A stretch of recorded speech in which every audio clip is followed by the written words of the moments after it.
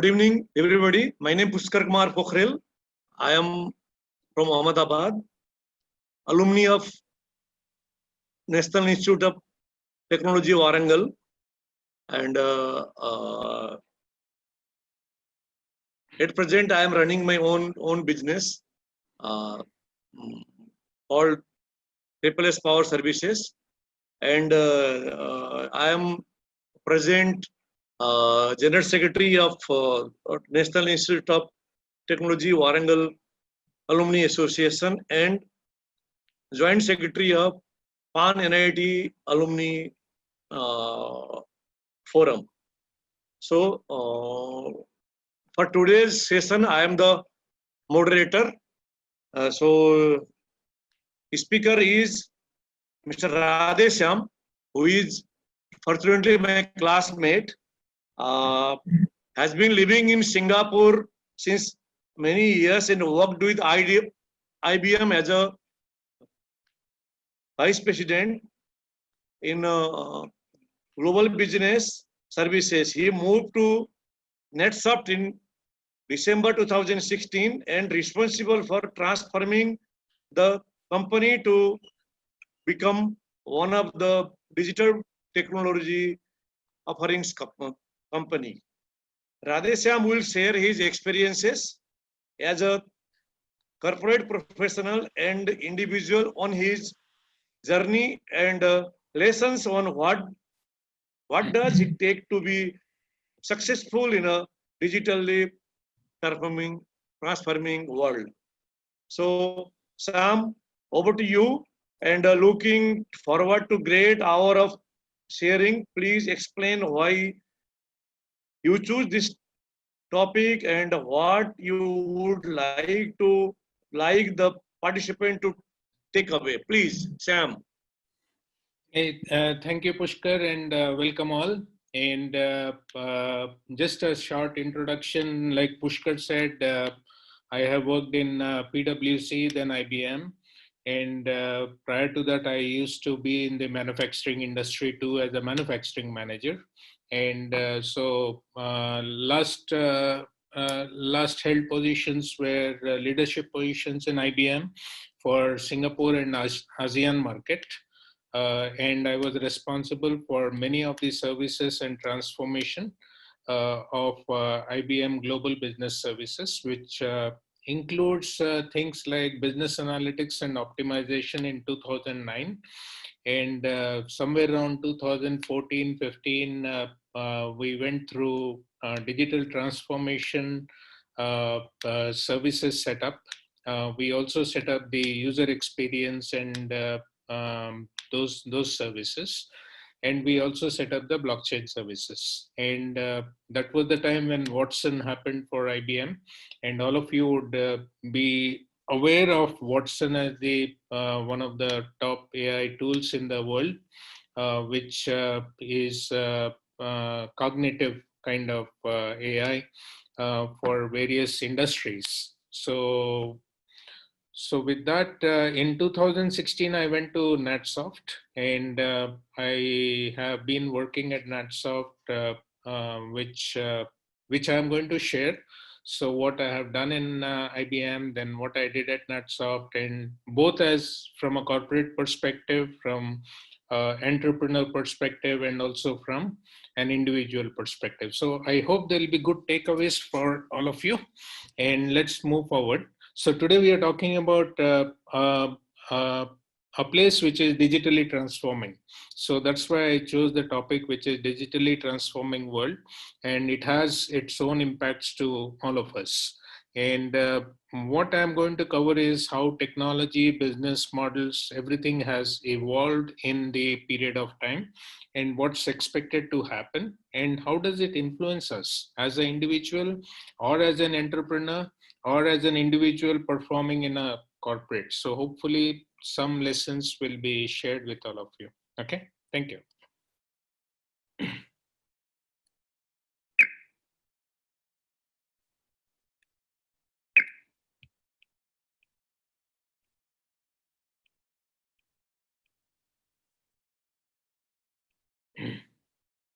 Pushkar, Anything before I move forward?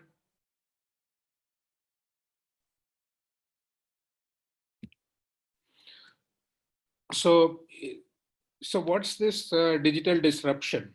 And what are we talking about when we say digital disruption? Uh, we we all agree that we live in an era where uh, we use mobile devices to do most of our communication to create. We have cloud computing everywhere. We have cognitive computing and AI running all over the place, especially in the e-commerce business, etc.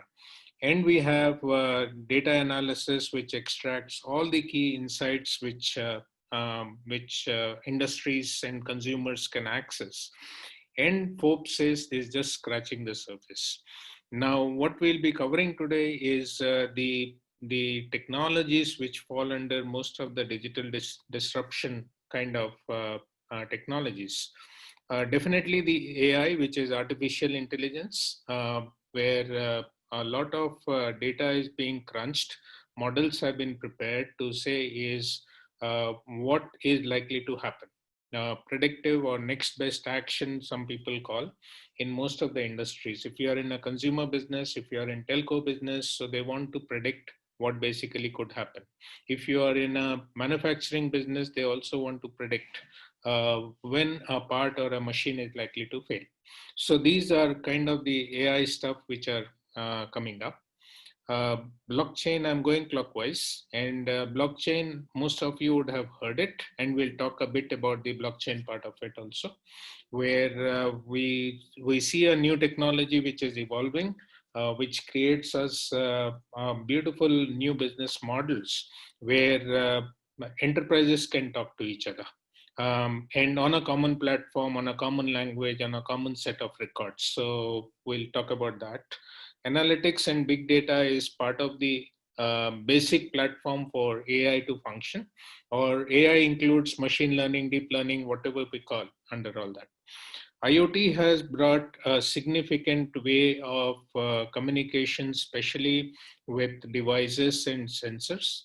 And today, if you understand, most of the places we go are surrounded by sensors.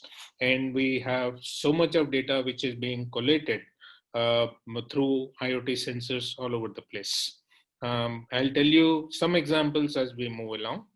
And cloud deployment, all of us know cloud transformation, and almost everything what we do, including our phones, is all through cloud. So, and the last one is the robotic process automation, where much of the work today what could be automated is being not done by human beings. It is done by software robots, and that has become a major productivity tool today and efficiency gain. So these are the six technologies which largely fall under this. Mobile is there, of course, but mobile or web is all now pervasive. So this is what I wanted to talk about, the digital disruption. Yep.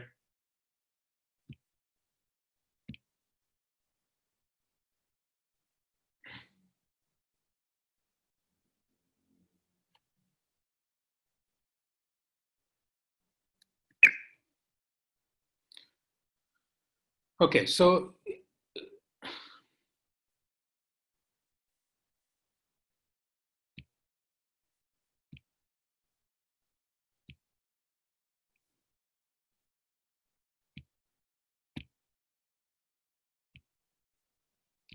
Pushkar, we can't hear you. You are on mute, I think. Yes, yes. There are several technologies. Sam, there are several technologies involved in digital transformation, and thank you for explaining that. All of us are aware that COVID-19 has brought significant impact to the economy. Which industries have been impacted by COVID-19? Has anyone benefited? My continuation question would be, what happens to digital transformation in the wake of COVID-19 impact? Please. So if we move forward, all of us know the impacts of COVID, so we'll not talk much about it. But I am going to quickly go through and say what happens as a result of it, right? Very quickly, if we see what happened on the market cap of several companies in the industries, uh, there are some which have actually improved, and some in the high tech, healthcare supplies, pharma, media, retail, some medical technologies, and some advanced electronics have improved. But lot of it have fallen, starting from food and beverages, and we know all the industries, travel, transport, below oil and gas, where I have written some abbreviations, but we all know that they have fallen down. And today, if we see that there are 57 million jobs in US which are vulnerable, which was 21 million in the first 4 weeks after COVID started in US. So 21 million and now 57 million of jobs are vulnerable, which means that if we have impacts like this, then there are things which are going to change the behaviors. Industries are going to change behaviors. The consumers are going to change the behaviors, and the way the organizations perform will also have to change. So what I feel is, due to these kind of pandemics or any other events, the digital transformation will be more relevant than before. So I am aware that at least about 20 to 30% of the companies have accelerated their digital transformation journeys, and they have taken very active steps to find out what their post-COVID offerings should be, what their post-COVID business model should be, and to also reach an extended consumer base, not only the direct consumers, but the consumers of their clients' consumers, basically. So you are going down the line to the next few levels to say these are the set of consumers I'm actually influencing as we offer our services to our first consumer. So we also see that new business models will get created, and there is definitely some of the digital channels and the accelerated adoption of the whole thing. So ultimately, what we see that the whole digital transformation acceleration as a result of COVID, and we are expecting to see that these things will be there to stay. Yeah, I'm seeing two hand raised, and one is Mr. Subhash Chug. Do you have any questions, sir?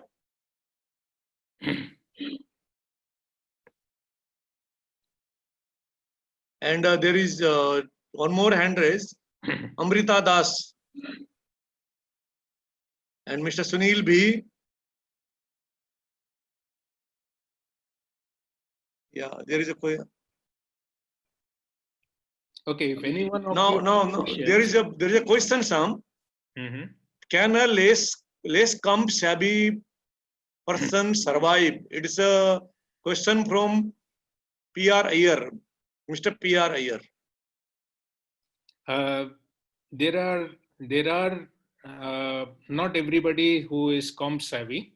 Not everybody, not everything what we do is IT related, right?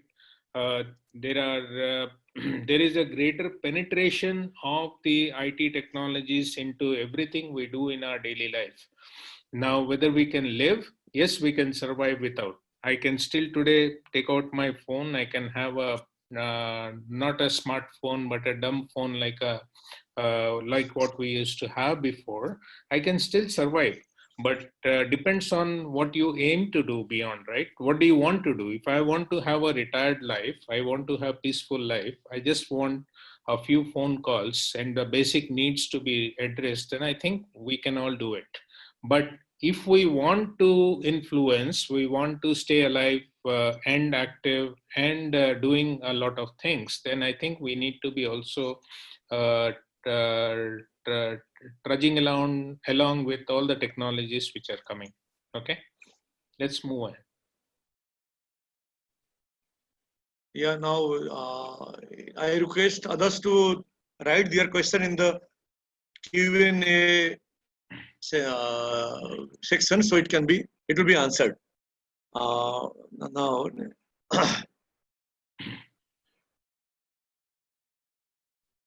now in some indeed digital transformation now becomes even more important. Let me shift the gear a bit now and ask you to tell us about the transformation itself. What is transforming in these industries and how does it create the impact? So if you look at what is transforming in the digital world now, is the industry is actually accelerating the adoption of the emerging technologies. Like I said, is the digital transformation journeys are starting off now, and they are accelerating. What the industry is today trying to find out is how newer ways we can have to interact with the clients, and how I can think out of the box in order to better do the tasks which I did not do it before, right? If you look at the bottom side, what I always think is there is a competition between the business and technology. We have seen situations where businesses were far ahead of the technology before, and technology was trying to catch pace with the business. And likewise, now the technology seems to be also outpacing the businesses, and business are now trying to create new models, etc., and trying to see whether we can the business could catch up with the technology. So both are evolving very fast. So it's a pace between both of them. I think the people who make the best use of it are those who actually are able to integrate the business and technology best, and that is where they will outpace the rest, and creation of new business models, right? One thing, if you notice, that the new business or the new competition is now not limited to coming from within the industry itself. It may come from anywhere. And you know numerous examples how travel transport companies have got impacted because of the cab companies or the Uber companies, etc. How hoteliers have got influenced by the WeWork, by Oyo and Airbnb in the past, everything. So you don't know where the new competition is likely to come from in future also, and you never know. Today, for example, if I choose, and you might hear it very soon, is insurance. Do you really need insurance companies to be doing insurance business only? Why can't Amazon step into insurance? It will just take 1 month for them to decide and turn on, right? So anyone can actually step into the newer businesses today. They're not limited by the industries they are surviving today. Okay, so let's see. This is what the transformation we think will be undergoing, and I'll share more details as we go along. Now, Sam, there are few questions. Would you like to answer now or at the end of the session? Sorry, I missed out. Yeah. Yeah, there are few questions. That one question is, what are the new opportunities for students graduation 2021 batch in market, and what need to prepare ourselves to face situation? I will take the questions now very quickly. Yeah. And the students graduating in 2021 or 2020, everybody has a slight uncertainty of the marketplace, but I think the opportunities don't change. You will still have industry opportunities. You will still have the same kind of opportunities coming up. The way of technologies will slightly change, I guess, but in the last 2-3 years, everything has been happening. The main impact is from the COVID, not so much, and the economy as a result of COVID, but not because of anything else. All these technologies, what I have spoken about, have been transforming, and they have been there for the last 2-3 years also. Okay, so that's one. Thakur, can we have Q&A after the presentation? Good idea. And can we get recording? So what I'm going to do is, Pushkar, I think we should go through the presentation so that we can have a continuity, and then people can refer to the Yeah, slide in the discussion to ask their questions. That'll be better, I think. Yep. right. Yes. Yeah.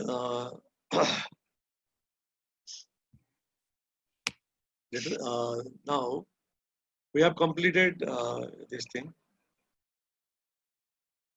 Now, this is an important thing to remember. Who is driving the transformation, industry or technology, and who should embrace who? Interesting. Sam, Yeah. why is the timing just right for organization to accelerate the transformation and adoption of digital technologies? What are the drivers behind to accelerate this now? So, Please. so if you look at why this is the right time and why any time is the right time. So, if you forget COVID for the time being, there would have been a lot of other things also happening. But now, especially with the economy downturn, with all the pressures coming in, I think if you look on the industry impacts, you have seen how many have gone negative, and then up to negative 51%. Especially travel, transport, and aerospace industries have been deeply hurt. Hospitality has got deeply hurt. So there is pressure to basically create new models or new products and create some new offering to the customers so that they can start generating their business and revenue again. As a result of the economy downturn, I think cost reduction will be dominant play. For next 1, 2, 3 years, you can look for all plays which are going to give cost reduction. So cost optimization or cost reduction, which means that there will be a lower number of job opportunities perhaps, but there will be demand for higher value offerings. So if you can create a higher value for an individual, as an individual or as an organization, I think you will have a say in the new one. We are expecting to see new ecosystems forming, big and small. So this is the right time for the entrepreneurs, for the people who have started off on their own fronts. If they can create something niche, there are people who are willing to start. Uh, there are number of bigger companies and corporates who have cancelled a lot of initiatives, and that's with bigger companies also. So $1 million of contracts have been cancelled, but we expect now that the smaller players will, if they can offer something which is of significant value, then the risks to the company, the cost spent by the company is also smaller. So very right timing for the smaller ecosystems to step up. Anything which you can define, which creates new revenue streams, is welcome. If you can create any new revenue stream for any businesses, I think they will be immediately looking forward. Or you can create any new business models for the companies you are going to work with, for your clients you are going to work with. So it's time to think very hard on what new value you can create, what you can optimize in terms of cost, and what new revenues you can generate for your clients. And finally, we know that there are new ways to work, right? All of you would have experienced last 3 months and even now going on that nearly 20 to 40% of the workforce is supposed to be working from home or working from anywhere going forward. So what it means is a very different kind of a challenge, right? The rental values, all the space which has been created everywhere in the global delivery centers, then there is a huge space suddenly coming available. And if you hear further, there is a very interesting problem we have gotten into. There is a bank uh, which was using a delivery center where they had several laptops, not laptops, the PCs. And so everybody in the first shift come on, log into the laptop, and then they log out, allowing the new ones the second shift and the third shift people to come and work. So one terminal was being used by multiple people. Now suddenly with work from anywhere, none of them have laptops. So if you had a situation where people are actually sharing computers, they are in very deep problem. And all these months, there was no production line. There were no new computers. Very few computers were available in the marketplace. Even now, the supplies have just started off. So those people have been caught completely unaware. So new ways of working. That means there will be more demand for laptops, or there will be more demand for some devices which allow you to work. So I think about all those things, and then I think we'll find some beautiful avenues of doing things differently. Pushkar, over to you. Yeah. Well, Sam, what you said is very correct. There are cost and performance pressure almost everywhere. Economics are going to take a year or two to come back from the recession. That leads me to ask the next question, Sam. After such a long stint in Big Blue IBM corporate world, you would have brought a lot of learnings to NetSoft, which is kind of entrepreneurship company. I know that NetSoft is a New Jersey-based company and was undertaking a lot of work, mainly around SAP, Oracle, Microsoft infrastructure, OM development projects, and staffing businesses. What challenges did you see facing NetSoft, and what approach did you take in refining markets, offerings, and business models? Please. Yeah, so let me step on. If this is the situation, and so what I am talking about is pre-COVID and during COVID also. So hopefully that will help you understand a bit on what changed, right? So I'm giving you a corporate to entrepreneurial story now. And this is a big change for anybody coming from a corporate world for 2 decades and then coming on to entrepreneurial company. We know that the status quo would have led to some kind of a decline, and now even more, right? So we have started with the thought that what are the pathways we have to transform ourselves as an IT services company. What do we transform? Which areas should we work? The questions we always asked is whether we want to become a product company, whether we want to play as a system integrator, but this time as an ecosystem integrator, and we will have an ecosystem around NetSoft. Okay, those are the players who will be basically the network of companies who bring smaller niche solution. But if we can stitch together all those smaller solutions, we can take a bigger story to the client. Or shall we just become a digital services only provider, right? Be known, go deep into digital, and then do digital transformation and the associated technologies? Or should we create business solutions? And business solutions are taking some of the technologies, putting them together and solving a business problem. So this stays all the time, whether we want to do one or the other. And the first thing we said is, no, we want to become a combination. We really can't go and put eggs in all the basket, in one basket, to say that this is what we want to become, deep and very well known.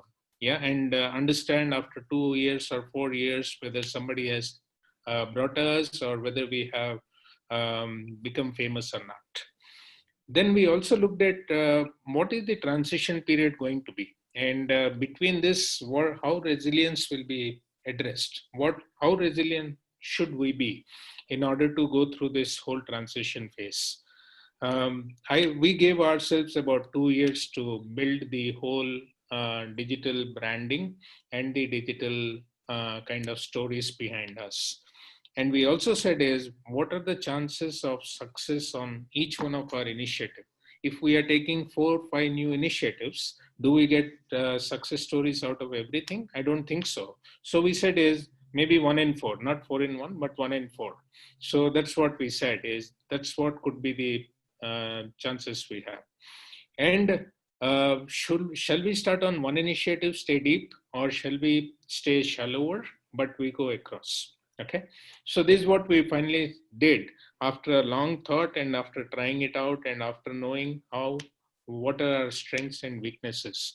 We said is on blockchain platform, we want to build products and solutions, but we will never build platforms. Okay, so we will use the existing platforms. We'll evaluate what other platforms are there. We want to use our past experience to say is this is how we address a business solution, and we will build those products on those platforms or solutions, whatever you can call.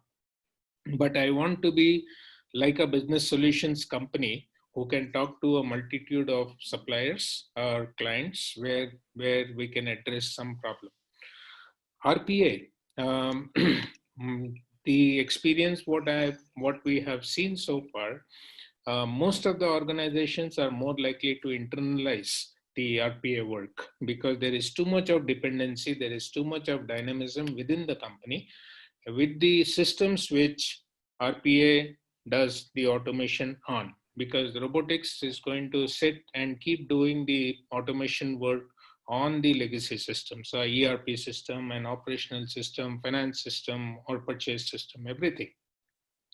If those systems change, the robots need to change. Otherwise, the whole process doesn't change. And you know how often the companies keep changing all those processes. So I thought that will get internalized many times, but we will be able to do uh, uh, some kind of a storyline where, so we said is we will work with another similar service provider who will be more specialized in RPA, and we will partner with not the top ones, because automation anywhere, Blue Prism, UiPath, all are taken away. All big companies are there with them.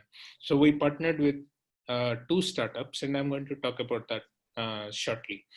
AI was a belief that AI is on top of everything, because big data is there. Data is being crunched from every system, every sensor. There is so much of data being built today, and analytics and AI will be part of everything. If you have only one technology and you don't have the AI behind that, then you're losing out something. So I think that AI is a kind of a differentiator, and depends on what AI you are really creating. IoT is again a ways and means of communicating with platforms, with sensors, with equipment. We were not able to do it. So if today you are able to communicate better with equipment, then you have some solutions coming out along with something else, and then you can create. And I'm going to talk about one platform very soon on this. And cloud is everything, right? Host on cloud, offer it as put your software onto that, and try to uh, offer it as a software as a service. Okay, and it takes care of so many other things like your security, etc. So this is the, in short, the whole transformation story we have seen on various digital offerings. Okay, yes, Pushkar. Yeah. Now, Sam, so at the end of it, you initiate multiple digital initiative, and perhaps you were aware that not all may succeed to the level you are expecting to. So tell us what NetSup digital space looks like, your products, ecosystem, and models. So if I put everything on the NatSoft one page on all these initiatives, then this is how it look. And I'll explain you, and then we can develop some questions. And it is not the same recipe for all the companies. So I have put whether we have our own products or solutions. I have put whether we have any alliances or partnerships, whether we have any ecosystem platforms or partnerships, again, on the associated technologies, and whether we do any joint product development. So I'll walk you through those four pillars, and that is where I think the differentiation is what you can create. On the blockchain, we have said we want to create our own products. So we have about 15 products and solutions. We have alliances, a couple of them with Curtin University and with NIT Warangal, where we are operating blockchain R&D lab in one place, and we are operating the blockchain innovation center, and we expect to have a couple of more. This is the alliance which we are doing with the academia, because we believe that we can catch the students and the research which is happening at the academia and connect the research, the students' skills with whatever we do on the project. So we want to go use more and more of the student population who are skilled to perform some of the activities we have, do internships, do learn, and then follow this path as a career, right? It could be blockchain, it could be other areas, but today we have started off with blockchain because I think we'll be able to service the demand which we are expected to get. We said we are not going to develop any blockchain platform, right? So that's where we have had uh, uh, two collaborations, and one is with Morpheus Labs, which is a Singapore-based blockchain platform, and Block Apps is a another platform which is US based. So what we intend to do is we build our own products and we have to take it to the client. We can put them on Morpheus Labs platform. We can put it on Block Apps platform. So I have at least got three ways of going to the market. So the whole thing we are doing is, it is advantageous. It's a very good partnership. We sell, they also sell, both win. So this is a win-win situation. If we do any research work and if we do any development work, that's also a win-win situation with Curtin University or with NIT Warangal or anywhere we have. RPA is a totally different solution. Then here also, we have had a go-to-market alliance. So NetSoft and Glomatrix will go to the market with the RPA solution. So I know that we have to be so much more aggressive and skillful to go to the market so that we can get clients to come to us. So we have doubled the go-to-market effort here, and we have partnered with Antworks and IntelliBot. Antworks is a startup from Singapore, and IntelliBot is a startup from Hyderabad. Both of them are in the Gartner charts today, just falling below the leading ones, and both of them have some very niche advantages which even the other platforms don't have. So we are looking constantly for not big or small, but what niche can we create. For example, Antworks has something called cognitive machine reading, which is a newer version of OCR, the optical character recognition, right? And what Antworks can do is it can actually even read the cursive handwriting, for example. So we want to see is what can we then do with Antworks, and we are now creating two niche solutions, which will be a solution which we'll build together, that's on their platform, and then we'll take it to the market. Yeah, it may not be a product because this product is different for every client, because their systems, their processes, their organizations, and the way they operate is also very different. So this is the story on RPA side. IoT side, we said is there are plenty of IoT gateways, equipment suppliers, everything. But we have one big partnership with Envision Digital, who is basically an energy platform. They have solar and wind energy manufacturing. They are the fourth largest wind turbine manufacturer in the world, I think. And they have a platform which does basically the big data, that is connectivity, for large data to be available on the platform. They have IoT, which is basically the connectivity with the sensors and all the devices, right?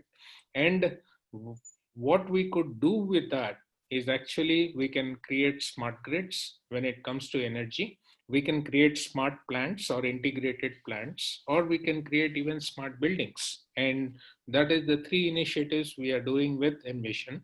Today, Envision as a platform has got nearly 120 gigawatt of connectivity on the platform. That much of power is getting generated through their platform as from a connectivity perspective. So you can imagine how much of data are they getting on the platform. And unbelievably, they have got 60 million devices connected to their platform, which is very huge. And so now, if you think that you have got a supplier, you have got an ecosystem partner who is got such a wonderful platform, I will never reinvent the wheel. I will not try to create anything niche, but I want to create only a go to market strategy with them and pursue go to market with them, right? And that is where the partnership is slightly different. And I have cut them across IoT and big data. And they are neither alliance partner but ecosystem platform. They're a combination of all that. So that's where I said this falls between a different category. On AI and again some part of big data, I said is whatever solutions we work on should have some AI component on that. Where we have created some niche here, because AI is very deep. You can't say that I can do AI for the bank, I can do for the retail industry, and I can also do for mining.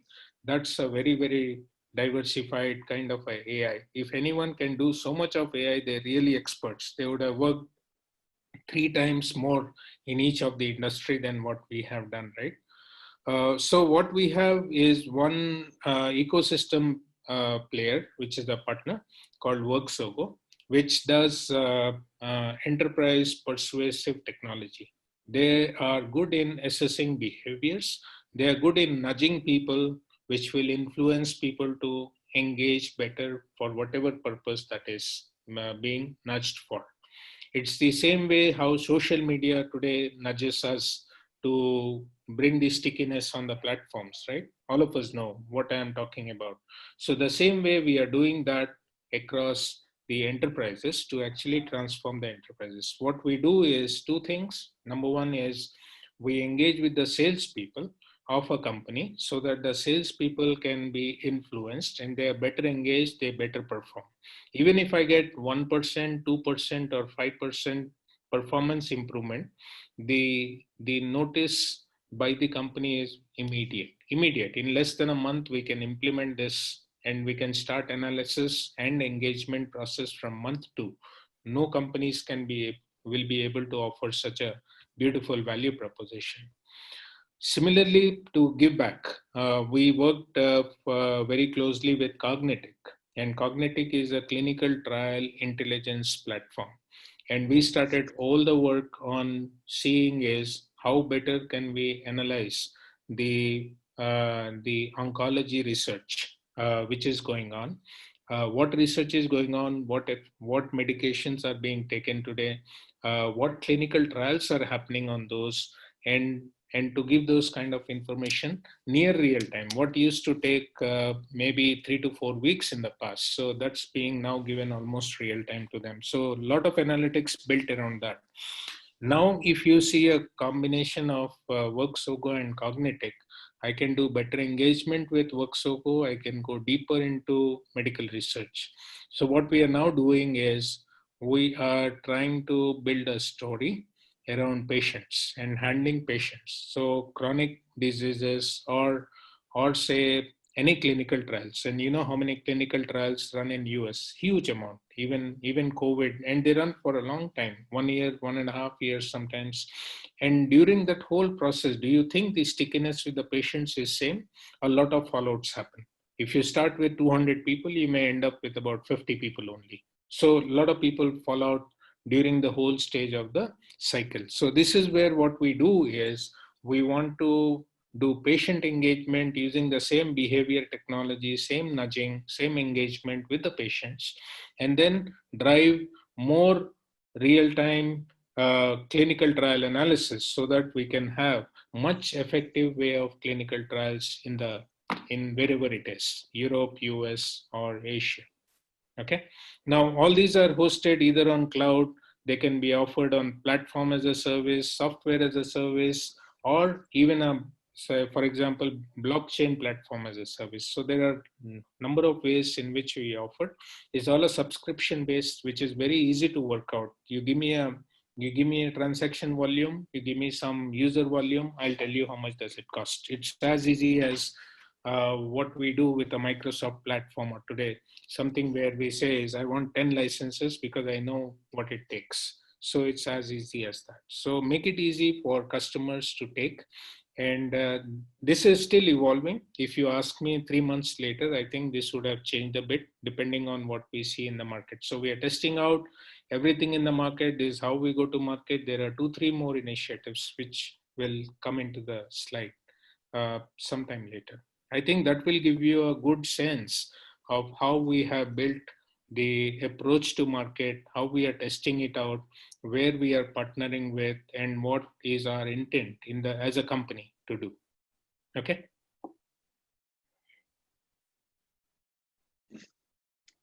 Okay, Sam, interesting. And that's quite complex ecosystem, but it seems you are driving it well. Wish you good luck and to our alumni participants also, as well as faculty and students too. Please do reach out to join hands or provide more insight of your learning, etc., or even market opportunities. So, what happened to the legacy offering of NetSaft, Sam? There is pressure on them too. Don't you think they should also transform? And additionally, how do traditional offerings and digital tech interconnect? Did you experience any of them, please? Yes, obviously. Not that I showed you purposely only the digital front, but I told you that we have still the whole enterprise application practice, the technology practice, which has, like Pushkar introduced, the staffing businesses and managed service businesses on SAP, Oracle, Microsoft, web technologies, infrastructure services. That is still the bread butter, right? And they feed into creating the digital.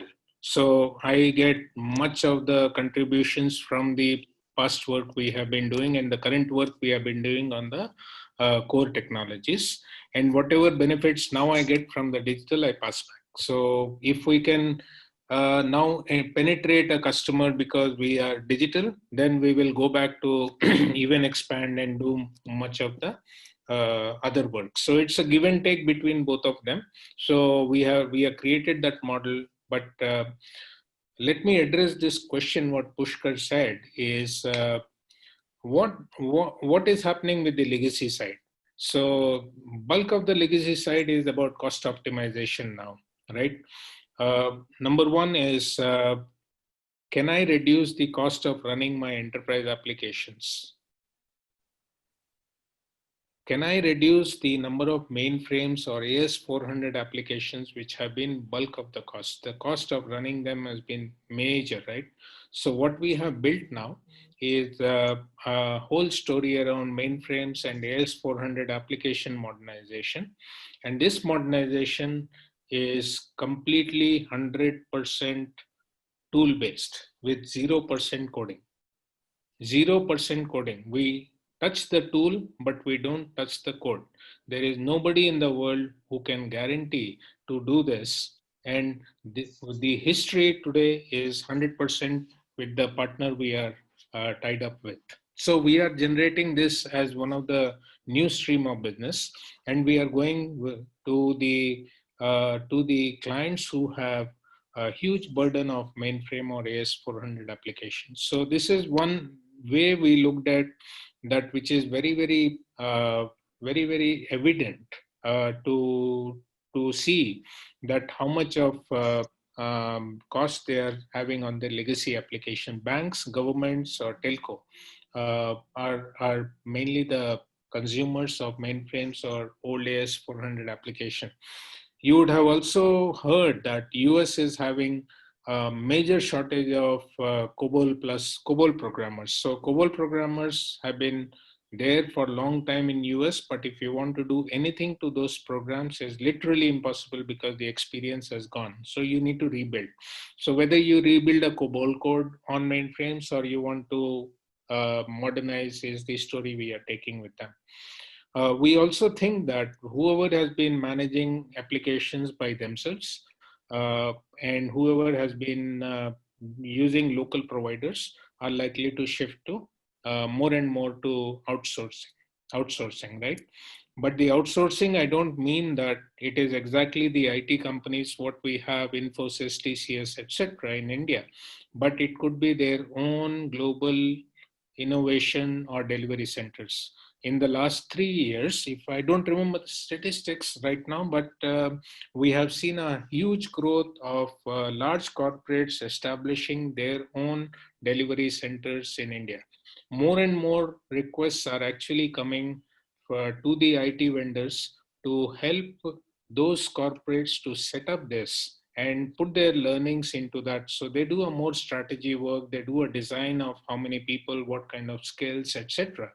But then the corporates are themselves putting up that. So the job front is no problem, but it does not say that all the IT services back in India will grow. So we have seen that. RPA will be used more and more for driving efficiency and for seeing is whether we can reduce the dynamism in our enterprise services so that RPA can stay and be very efficient in the way we do things, right? Uh, we have also seen a number of initiatives in very large companies who are trying to move into open source systems. So I think today open source is pretty much mature. The Apache suite of products and some of the other tools which have come, utilities which have come for reporting, for analytics, for even the data mining, data storage, and all that.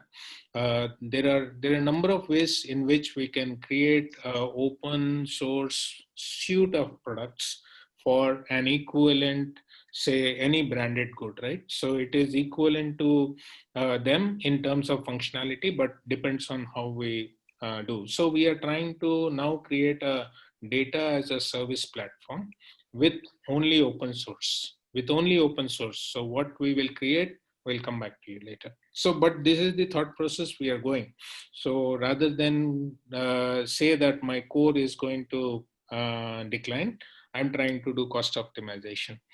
I'm also trying to see is whether we can combine the old with the new business models, right? And this is where I'm trying to say is, can we do blockchain with IoT, AI, and big data? So I've spoken about digital, but not necessarily that blockchain will remain blockchain, IoT will remain IoT, or AI will remain AI. If you create blockchain solutions, you will find that there are 10 of other players who also have similar product. But if you create a blockchain with IoT, you may find fewer. And if you can do IoT, AI with blockchain, then I think you will drive some kind of uniqueness in the marketplace. So we are doing exactly as we speak. We are building up a couple of them where we are combining blockchain with the other technologies. One is for agriculture farming, and that agriculture farming will take you from the seed to all the way to the harvesting with IoT and with AI. The AI will exactly give you after a couple of crops what suits better for you, what kind of soil conditions are best for you, what is expected to come in terms of weather forecasts, and what you should do in order to overcome if there is a rough weather for you.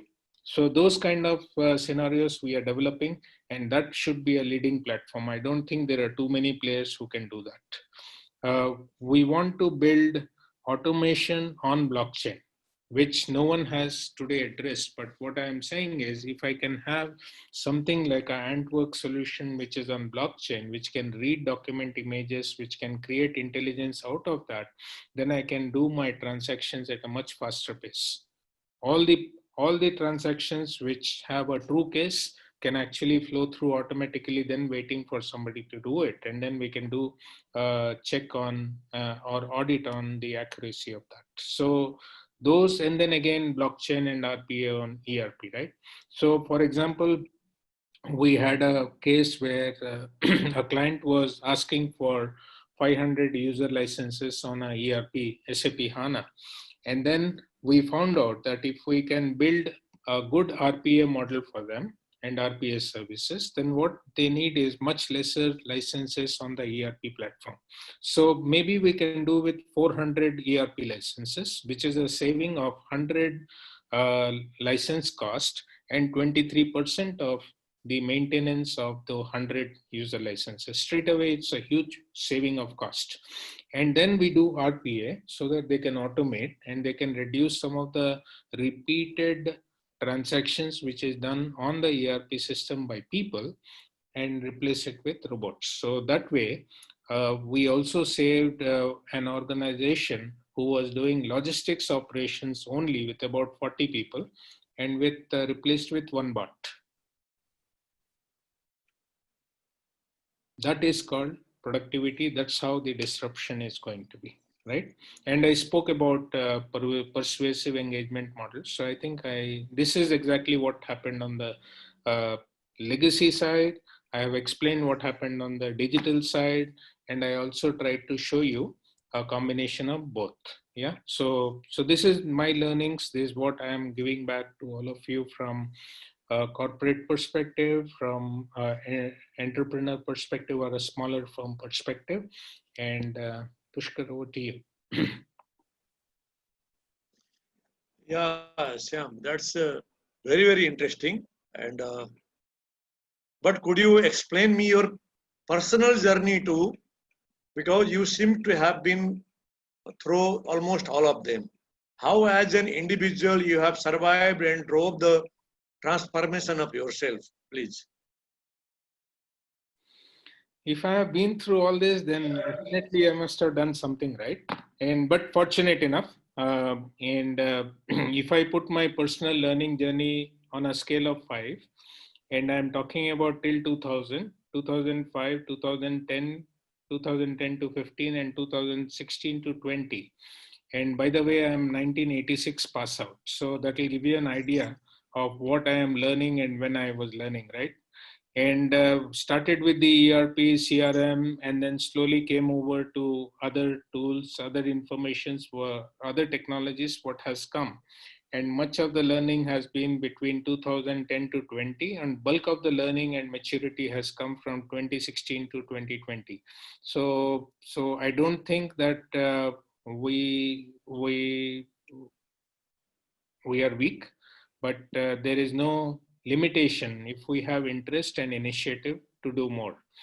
The only thing was change was always a constant. If we are looking at opportunities to move from one platform to another, my first one was the business analytics and optimization practice in 2009.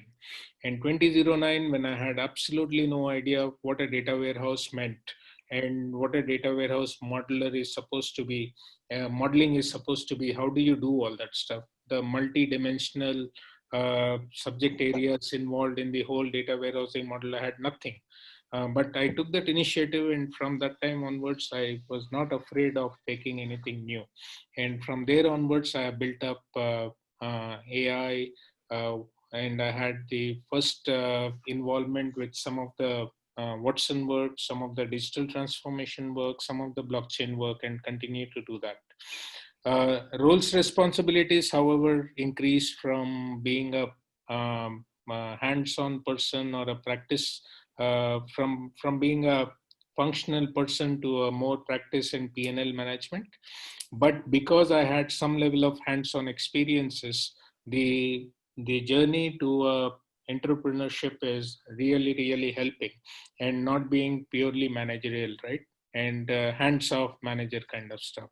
So I would like to just end my story to say that you have to be ready for two things. Constantly learn, otherwise be prepared to get outdated. Especially the technologies which have come now, the data which is being produced now, most of these technologies are here to stay. And if you want to avoid getting outdated, you should be learning something new every day, every day, every project you get into. You have to think how you can do better, how you can do something which other people have not thought through. And the second thing is, you should know how to deal with the uncertainty or working outside your comfort zone. There is nothing, in the past we have heard so many things about comfort zone, but I know that the current the millennials, they are very comfortable with everything working outside their comfort zone. They have a much wider perhaps comfort zone. They know how to research, they know how to learn themselves and do all that stuff. So maybe in the past we were fed too much on the plate. We knew that we were limited in the way we wanted to do things, right? So these are the two three things I am giving away. I think we are on top of the hour from that perspective, and I think we are left with about half an hour of Q&A now. And so Pushkar, I would like to give it to you, and I can also see the screen now. So guys, if you Yeah. have some Q&A, you have some things to ask, some things to share, please do so now. There is one question from Mr. Ashwinit Ambi, which you can read. Yeah, I will Sam. read it. I will Yeah. read it and I'll address all the questions which are on the Q&A board. And he said is, Ashwinit, hi, how are you? And you said is, I spoke about cost reduction and cancellation of contracts, which has resulted in job reductions too. What's your take on freelancing opportunities for fresh graduates? Do you think new models of employment will also emerge, such as being employee on roles of two companies part-time each, and because it's a work from home and lower cost each? Uh, I have lived in Singapore for more than 2 decades. When I came back to India, I really found that this is a very acceptable practice in India. Not formally, but informally, right? I've seen number of freelancers who are available to do work for other companies, but they do have a primary company of working. But if you look uh, at a broader, let's forget this practice for the time being. But the real question, what you have asked for, is there has been a shift from having permanent employees to contract employees. You know that even when we talk about the large population of IT companies in India, um, a lot of them are actually contract employees being supplied by somebody else. In US, if you think that, for example, the big IT companies have 1,000 people, perhaps with Apple, they have 5,000 people, with Bank of America, they have 2,000 people, but you see a big name on the top. But if you go deeper, you will see tier 2, tier 3, tier 4, everybody coming in there.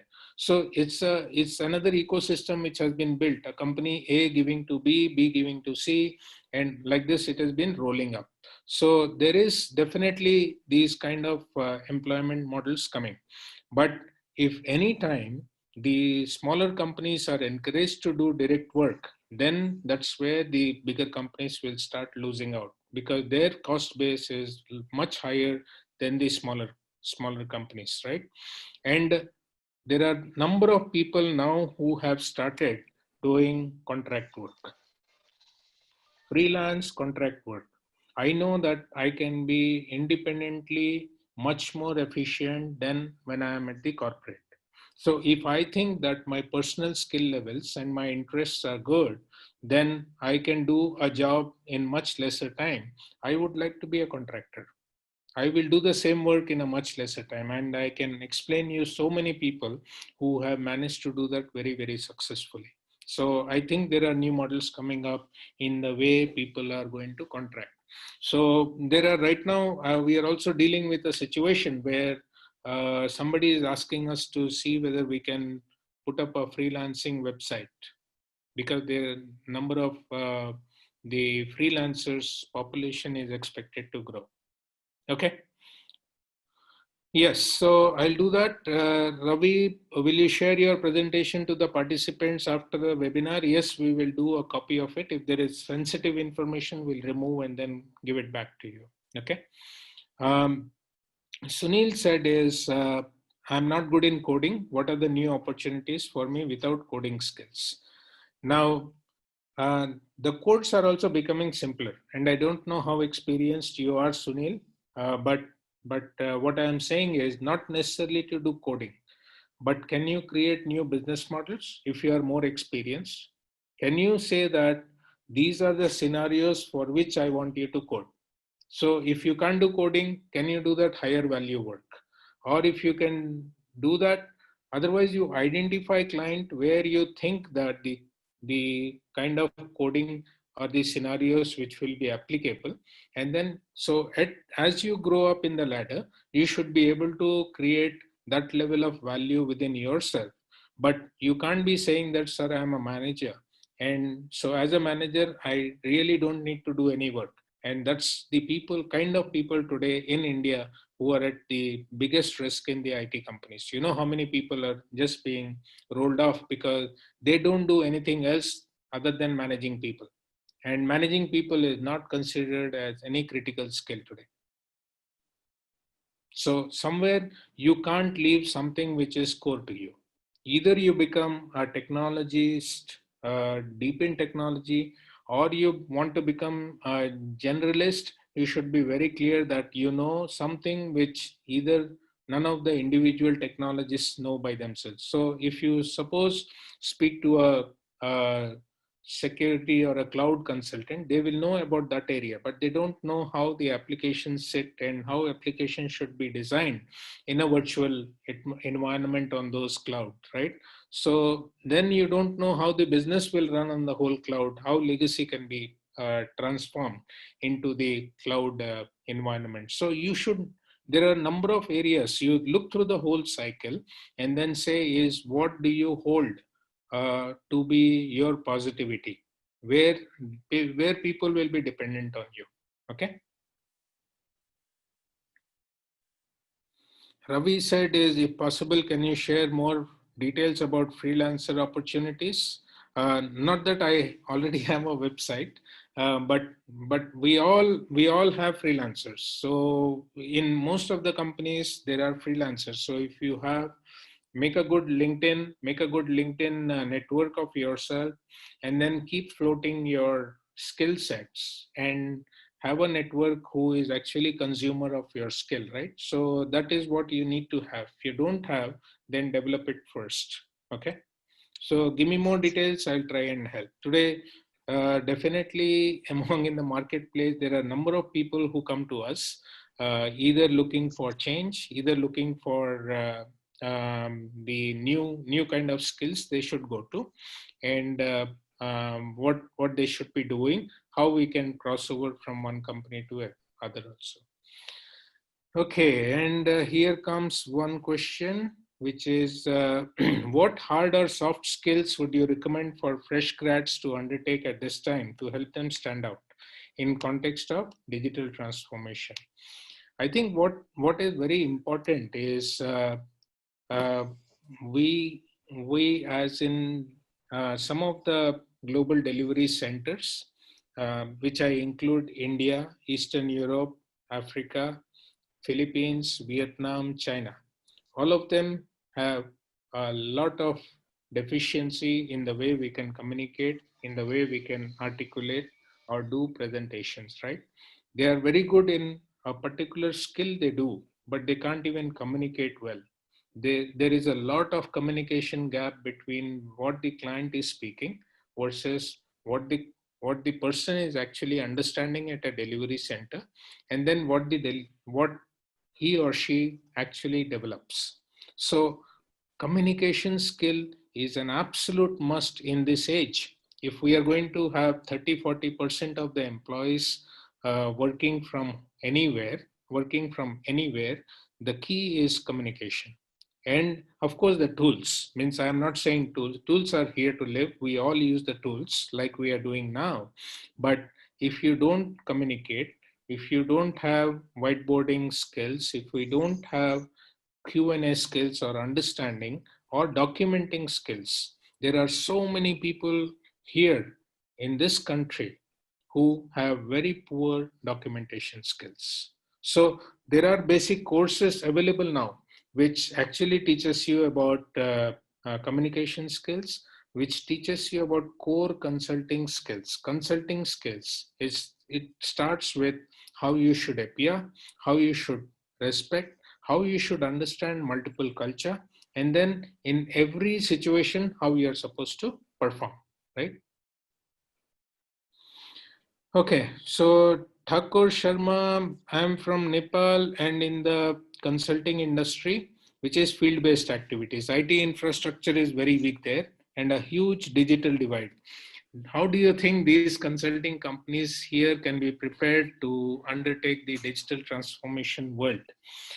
Thakur, if you are aware of BIM, um, bulk of the work which was building information management, the 3D modeling and all that stuff, there is a lot of advancement which has happened in the building in information management area, where now you can do designs not necessarily on the field, not necessarily in the same country. Bulk of the work is now being done offsite, including the companies which do large IT infrastructure, the chemical and petroleum companies, the people like McDermott, the people like Jacobs, the people like Worley Parson, everybody, they're all doing offshore work.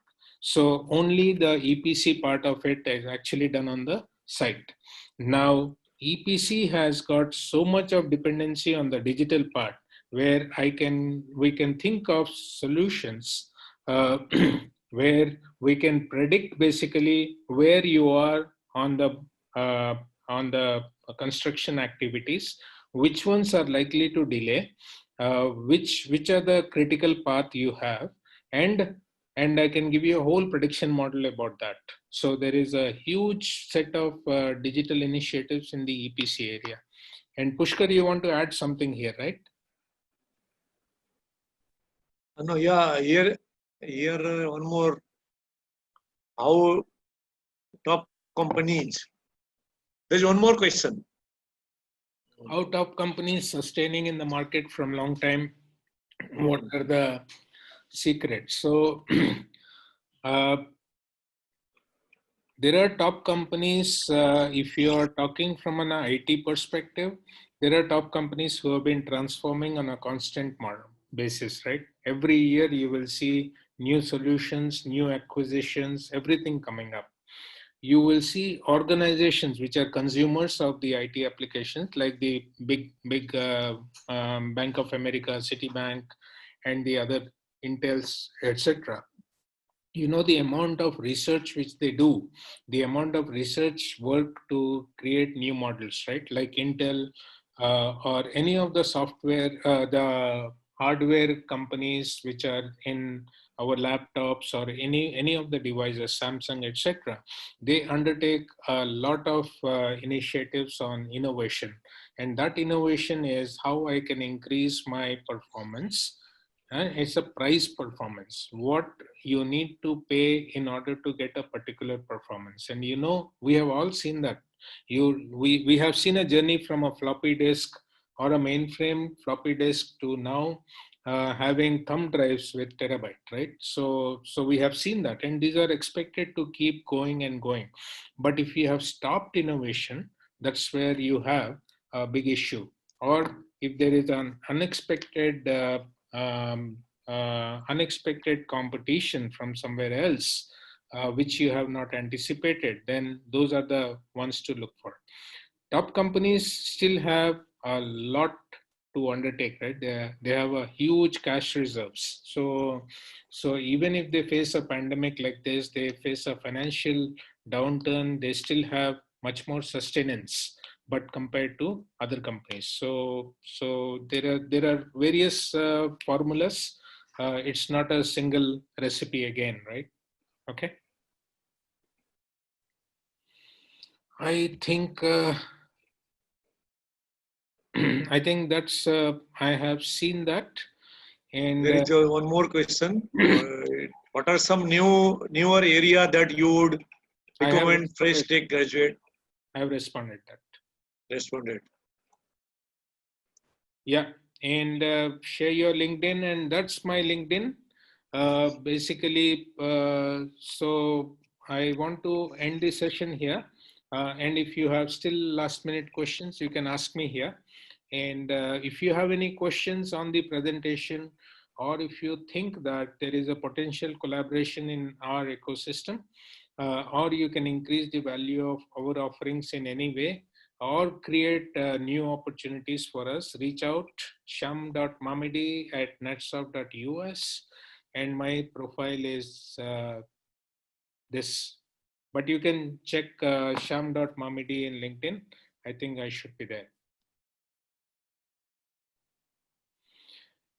Okay, so with that, I want to thank you all for participating in this, and for listening to me and my experiences. And I hope I am leaving all of you with some kind of an experience sharing and something to think about what you could do as you move along in your journeys, wherever you are, whichever levels you are doing, whichever mode you are operating, freelancer, entrepreneur, startups, medium companies, large companies, or anywhere. And I wish you all the best. Stay safe from all the COVID situations. Still, we are stable enough, and still we are safe enough.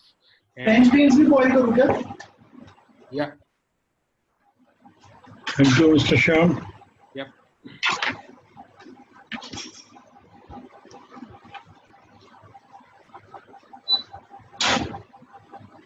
So I'm stopping to share.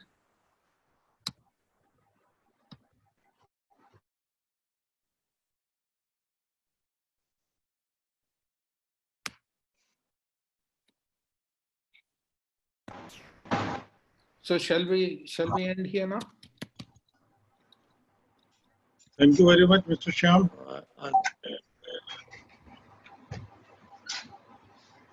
And Mr. Pokhral. Thank you, Sam. In very short duration, we have prepared the Mr. Shyam for the. Sir, Sham and me, we are classmates, engineering classmates. So you're from which batch? I'm from 86. 1986. I am 1987. Electrical from NIT Nagpur. Nagpur, okay. Oh, okay. We are almost on the same era. And yeah, same. Sam is very, very well experienced person, and he has a very, very vast knowledge about digital transformation. And thank you very much, sir, for organizing this, giving us this opportunity. And it was really great. And being a first timer, I couldn't do it well. And the future definitely will do much better. Yeah. Okay. Okay. Thank you. Guys, Thank you. see you. Bye.